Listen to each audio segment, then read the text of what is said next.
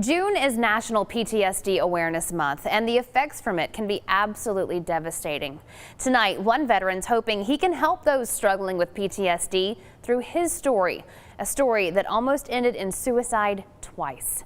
6 News reporter Bary Roy brings us the story of Vietnam veteran Richard Hall, a man who says life is absolutely worth living. Certain things in your life that you never forget. The voice of a veteran recalling in his mind. I don't think I'd want to forget. Sights and sounds of his time at war. Richard Hall was born in 1948 in Cranston, Rhode Island, the youngest son of Emerson and Hazel. Growing up, I was a short, dumpy little kid. I started working very young. I was 9 years old. He took over his older brother Emerson Jr.'s TV guide route, pedaling his bike nearly 2 miles on delivery days while earning 3 cents for every copy he delivered. Held back in 9th grade, Rich said some of his best friends headed to Vietnam after graduation. And I lost several good friends. And one I played football with stepped on a mine and lost both his legs. And from the safety of Rhode Island and on hearing the news of his friends. I was just gung-ho, and I wanted to go over there and get payback. Joining the war was all Richard could think of doing. Fast forward to 1969, and Richard deployed to the Tan Son Nhut Air Base outside Saigon. But we're standing in formation, and we heard this very strange sound. That sound was 15 rockets, one of which destroyed the terminal he arrived in less than 12 hours earlier.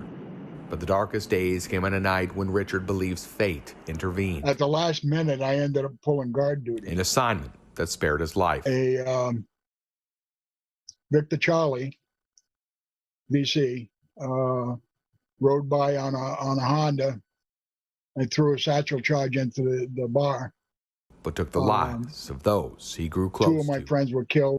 Richard's career in the military ended in 1972. His emotional wounds from war lingered with him for years. In the late 1970s, he was diagnosed with PTSD and survivor's guilt. Couple that with being permanently disabled in 1985 and unable to fill the void at the age of 52. I decided in my depression that suicide would be the noble thing to do. He overdosed on Vicodin and muscle relaxers, hoping to silence the demons and end the guilt he'd felt for years. All it did was make me sick as a dog for 3 days. I mean, deathly sick. But still angry and wanting his way out, things escalated in the coming days. I grabbed my 380. He drove to the local Holiday Inn, rented a room, and sat alone, curtains drawn. I had the muzzle of the 380 in my mouth, with about 3.5 pounds on a 4-pound trigger. But in that moment, Richard refused to give up on God, asking him for just one more moment of clarity.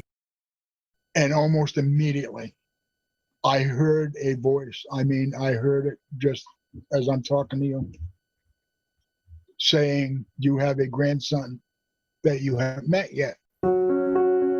It's been 19 years since Richard dropped that gun at the Holiday Inn, and he's never looked back. His only focus now is a 2-time suicide survivor is to help those who need it regain their lives, because he said, never give up. Never, never give up on life. Life is too valuable. In Temple, Bary Roy, 6 News.